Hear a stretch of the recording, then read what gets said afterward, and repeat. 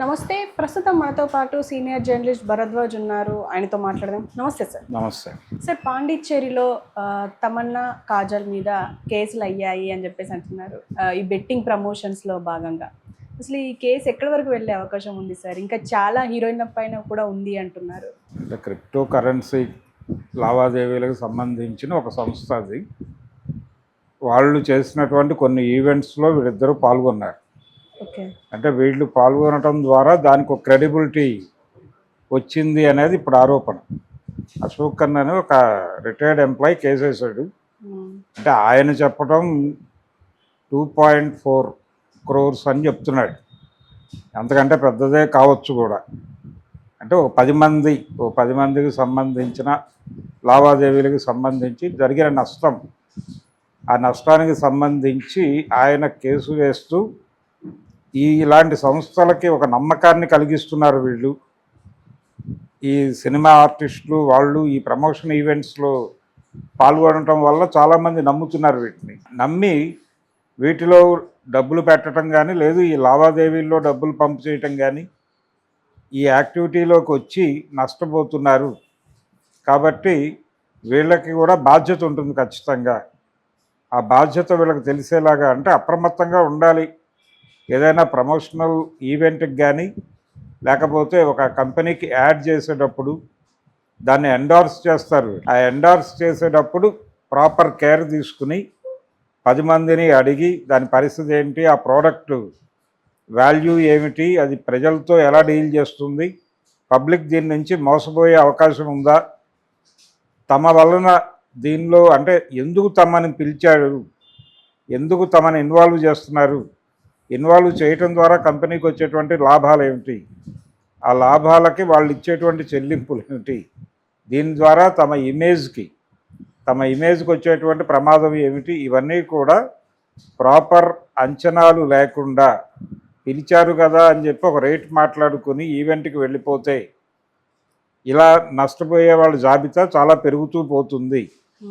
వీళ్ళు అనేక బ్రాండ్స్ కూడా ఎండార్స్ చేస్తూ ఉంటారు.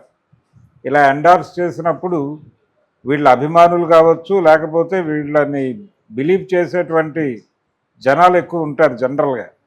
అందుకనే చాలా బ్రాండ్స్కి సినిమా తారాలని ఎక్కువగా వాడతారు ప్రమోట్ చేయటానికి. ఇది ఈ రోజున కల్చర్ కాదు. సినిమా పరిశ్రమ ప్రారంభం నుంచి తారాలకు ఎప్పుడైతే పబ్లిక్లో ఇమేజ్ మొదలైందో ఆ ఇమేజ్ మీద బిజినెస్ మొదలైంది. గతంలో ఒకసారి కూల్ డ్రింక్స్లో రసాయనిక పదార్థాలు అని చెప్పి ఒక చర్చ జరిగినప్పుడు చిరంజీవి గారు అప్పుడు థమ్స్అప్కి ఎండార్స్ చేస్తున్నాడు. ఆయన చేస్తున్నటువంటి టైంలో ఈ ఆరోపణలు వచ్చినప్పుడు ఆయన వెళ్ళి, నేను ఆ ల్యాబ్కి వెళ్ళి పరిశీలించి వచ్చాను, అక్కడేం లేదు, ప్రమాదకరమైనటువంటి పరిస్థితులు అయితే లేవు అని చెప్పి అక్కడికి వెళ్ళి చూసి బయటకు వచ్చి మాట్లాడటం, అదంతా వీడియో తీసి వీళ్ళు దాన్ని కూడా పబ్లిసిటీకి వాడుకున్నారు. కాబట్టి అలా ఒక్కొక్క సందర్భంలో ఒక్కొక్క సెలబ్రిటీ మీద ఇలాంటి ఈ ఎండార్స్మెంట్లకు సంబంధించి వస్తూ ఉంటాయి. అది ఇప్పుడు వీళ్ళ వంతు వచ్చింది. తమన్నా, కాజల్ వీళ్ళిద్దరి మీద పాండిచేరిలో, అది కేంద్రపాలిత ప్రాంతం కాబట్టి అక్కడ కేసు పెట్టారు. ఇప్పుడు వాళ్ళు ఎలా హ్యాండిల్ చేస్తారంటే లీగల్గా ప్రొసీడ్ అవుతారు అంతే. వాళ్ళ కౌన్సిల్ అపీర్ అవుతాడు.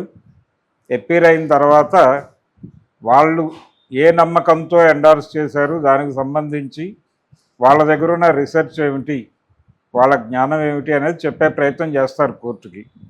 దానికి సంబంధించి నష్టపరిహారాలు ఇలా ఉంటాయి. అతను కోరింది కూడా అదే. ఓకే. నష్టపరిహారంతో కూడినటువంటి శిక్షలు అన్న పద్ధతిలో మాట్లాడాడు పిటిషనర్.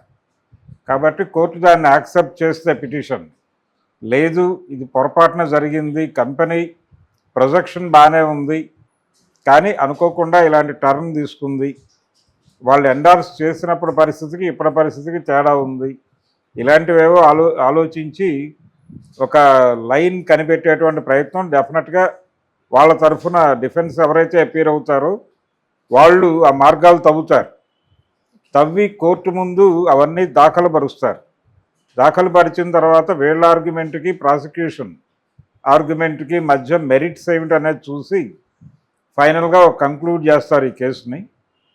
సో ఇప్పుడు కేసు అయితే వాళ్ళ మీద నమోదైంది, అది కొనసాగుతుంది అనివార్యంగా. కానీ సార్ అంటే వీళ్ళకు అంటే సెలబ్రిటీలు ఇన్ఫ్లుయెన్సర్స్ కాబట్టి బాధ్యత అనేది ఒకటి ఉంటుంది కదా, మరి అదే చెప్పింది, బాధ్యత ఖచ్చితంగా ఉంటుంది. ఆ బాధ్యత తెలియటం కోసమే కేసేసాను అంటున్నాడు ఆయన. ఓకే. అంటే మీరు దేనికి పడితే దానికి, ఎలా పడితే అలా ఎండార్స్ చేస్తే అలాగా చేసే ముందు మీరు దానికి సంబంధించినటువంటి ఒక పరిశోధన చేయాలి కదా. దీనికి సంబంధించి మీరు చేసినటువంటి పరిశోధన ఏంటి, మీకు తెలిసిన విషయాలు ఏంటి కోర్టుకు చెప్పండి. ఓకే. కోర్టుకు చెప్తే కోర్టు కనుక అవి సముచితంగా ఉన్నాయి అని భావిస్తే మిమ్మల్ని ఈ కేసు నుంచి విముక్తుల్ని చేస్తారు. లేకపోతే నష్టపరిహారంతో కూడినటువంటి శిక్ష వేయాలి అని కోరుతున్నాడు అతను. కాబట్టి ఏదో ఒక పెనాల్టీ ప్రోగ్రాం ఉంటుంది, ఆ పెనాల్టీ కట్టేసి బయటపడతారు వీళ్ళు. కట్టకుండా ఉండటానికి ఏ మార్గాలు ఉన్నాయనేది వాళ్ళ తరఫున ఎవరైతే డిఫెన్స్ అపీర్ అవుతారో ఆ కౌన్సిల్ పరిశోధన జరిపి ఆ కాగితాలు తీసుకెళ్ళి కోర్టుకు ఇస్తారు. మెరిట్స్ ఏమిటి అనే దాని మీద కోర్టు జడ్జిమెంట్ ఉంటుంది. సో వీళ్ళు బాధ్యతగా ఉండాలనేది ఆయన గొడవ. అంటే మీ మీద నమ్మకంతో జనాలు వస్తారు వీటిల్లోకి. ఒక చిట్ ఫండ్ కంపెనీలో, ఇప్పుడు ఫైనాన్స్ కంపెనీల్లో మీరు డబ్బులు పెట్టండి అనేస్తారు ఎవరో. అంటే ఆ కంపెనీని ఓపెన్ చేసేటప్పుడే ఓపెనింగ్ ఇదొకటి పెడతారు, పెద్ద ఒక సెర్మనీ. ఆ సెర్మనీ సందర్భంగా వీళ్ళు చాలామందిని ఇన్వాల్వ్ చేస్తారు, రాజకీయ నాయకులను ఇన్వాల్వ్ చేస్తారు, అలాగే ఈ పబ్లిక్ సెలబ్రిటీస్ని పట్టుకొస్తారు. పట్టుకురావడం ద్వారా ఏ వ్యాపారమైనా జనాల్లోకి ఇంజెక్ట్ అవ్వాలంటే ఖచ్చితంగా నోన్ ఫేస్ ఒకటి కావాలి. ఆ నోన్ ఫేసెస్ని ఒక 4-5 ఏరియాల నుంచి పట్టుకొచ్చి పెడతారు అక్కడ. పెట్టిన తర్వాత వాళ్ళ తాలూకా ప్రభావం, ఆ రోజు వాళ్ళని చూడటానికి జనాలు వెళ్తారు. వాళ్ళని చూడటానికి వెళ్ళారు కాబట్టి ఆ ఏరియాతో కనెక్ట్ అవుతారు నెమ్మదిగా. అది ప్రోగ్రాం. ఒకసారి ఎప్పుడో నెల్లూరులో ఒక జనరల్గా అన్ని సినిమా హాళ్ళు ఒకవైపు ఉంటాయి, ఒక 3 సినిమా హాళ్ళు వీటికి పెడగా కట్టారు, ఒక కాంప్లెక్స్, మాగుంట సుబ్బరామరెడ్డి గారు. అది జనాలకు అలవాటు చేయడానికి ఏం చేయాలి అని చెప్పి ఆయన ఆలోచించి ఆ ఓపెనింగ్కి అప్పటి సినిమా నటుడు ఎన్టీ రామారావు గారిని పిలిచారు. ఆయన చూడటానికి జనాలు ఎగబడతారు కాబట్టి అలవాటు అవుతారు దానికి. అదే ప్రోగ్రాం ఎవరిని పిలిచినా. ఆ పిలిచిన చోటకి వీళ్ళు వస్తారు, వాళ్ళకు కొంత పేమెంట్ ఉంటుంది ఖచ్చితంగా.